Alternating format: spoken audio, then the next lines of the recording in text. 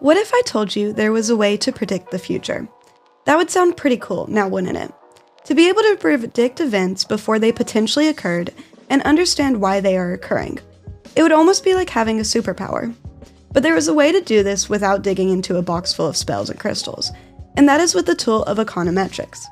Econometrics, I know, it sounds boring, but it's a beneficial tool in economics for economists, researchers, politicians, and everyday people to make informed decisions about policies.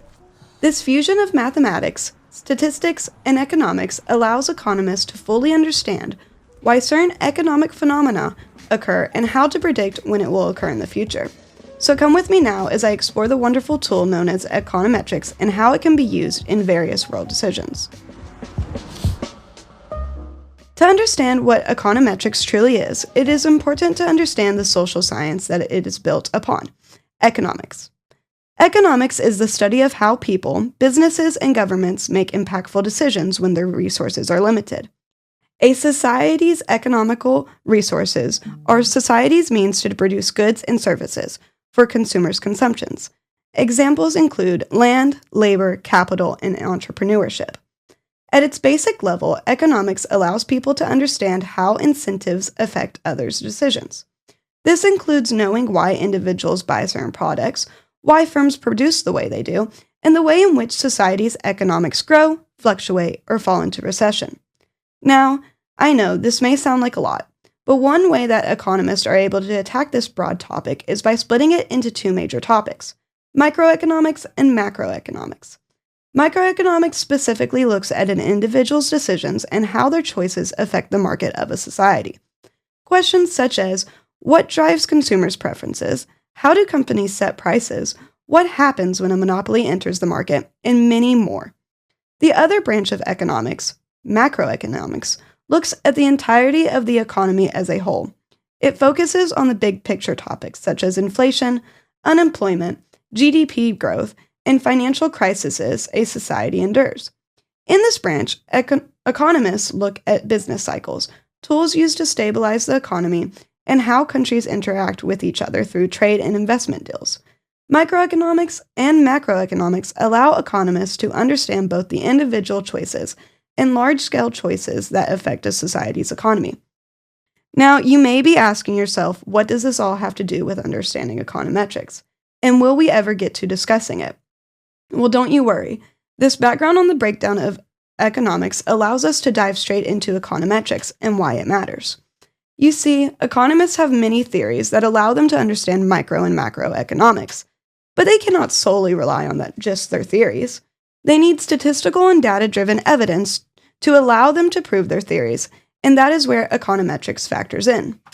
Econometricians look at statistical tools in order to estimate relationships between economic variables. They use theories and ideas developed by economists and test them against real-world evidence. In an attempt to answer the question, what really happens when we look at the data that is given to us? Econometrics can center its research on massively large topics all the way to small and consensual topics as well. For example, how does education affect earning? How does the changes in minimum wage impact the unemployment rate? And do new healthcare policies actually improve a society's well-being? It is hard to use truly controlled experiments to find the data that economists need, so econometrics allows creative techniques to be used such as natural experiments, instrumental variables, and inferences to predict the effects of the messy world we live in today. It gives the measurements and credibility to economists and their theories of our societal makeup. Econometrics is a useful tool that is the vein of economic research, government policymaking, and business analytics. Companies, businessmen, and lawmakers use this tool to test hypotheses, analyze consumer behavior, and so much more. Now, with all of that to the side, you may be wondering what econometrics has to do with those who do not fall into the category of businessmen, economists, or policymakers. But I'm here to tell you that you do not have to be a professional to use the wonderful tool of econometrics. It can be used by those who are just wanting to better understand the dynamics and relationship between two factors. And this is precisely what I wanted to discover in my paper, The Economical Impact on Domestic Violence. In my junior year of college, I decided to look into the relationship between a state's economic standing and their domestic violence rates to better understand the relationship between the two, if there is any at all. Domestic violence is a heavy and prominent issue within America, and to understand its relation with a society's economic standing, I had to truly define it at first. When most people think of domestic violence, they picture solely romantic violence. For example, boyfriend and girlfriend, husband and wife. But domestic violence is much more than that. Domestic violence crimes are violent crimes that take place in a domestic setting, whether this be between couples, parents, children, siblings, etc. Anyone can commit acts of domestic violence, and anybody can fall victim to domestic violence. It is imperative to remember that just because a relationship looks healthy on the outside does not mean it is on the inside. Diving into my research, I cross-analyzed a state's economic environment made up of its education levels and unemployment rates with its reported domestic violence cases. I had hoped to prove that there was a correlation between a state's economic environment and the reported rates of domestic violence cases. To do this, I asked the question, is there an implied correlation between poor economies and higher rates of domestic violence? Upon some further research, my conclusion was a yes, which led me to hypothesize that the worse an individual state's poverty rate is, the higher its rates of domestic violence were. To test my hypothesis, I collected data on all 51 states and collected the mean for the United States as a whole. It was important that my data come from the same time period, as I wanted to see cohesive results for each state. I also wanted the data to come from a time when the United States was not experiencing a statistically worse economic environment than typical. Due to these decisions, I made sure that my data sample came all from 2024. I used data sets from world population to collect information on domestic violence, education levels, and poverty rates throughout the United States in 2024. I then used Statista, a data collection tool, to look at my state's unemployment rates alongside the Bureau of Economic Analysis to find the GDP, which is the gross domestic product, per state in 2024. The National Domestic Violence Hotline also had numerous impact reports that I used heavily throughout my research.